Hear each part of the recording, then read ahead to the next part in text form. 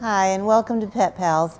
Every week we showcase animals that are available for adoption through the Frederick County Division of Animal Control and Pet Adoption Center.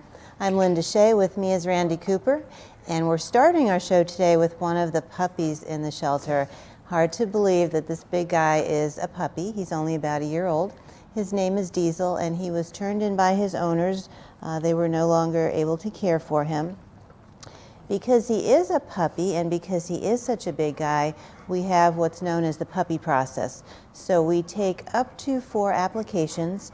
That allows us to screen families, to take a look at history with animals, and if you've had a puppy before, if you've had this kind of breed before, all of that helps in placing. A lot of times folks get very enthusiastic and very excited about adopting a puppy, not realizing all the work that goes into a puppy.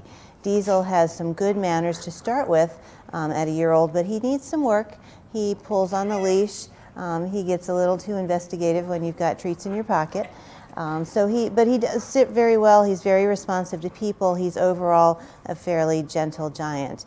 And if you're guessing what his weight is, I'll give you a few seconds to think about that. He's only about a year. He's a mix between a Rottweiler and a Pit Bull, according to his owners. I see a little bit of Mastiff in there, and that's part of the joy of a shelter dog, is that sometimes, even though we have a history, a background, the genetics are just unique in each and every one of them.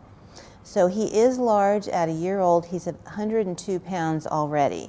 So you can expect him to get to be maybe 130, maybe 125, 130, I would estimate, when he's fully grown.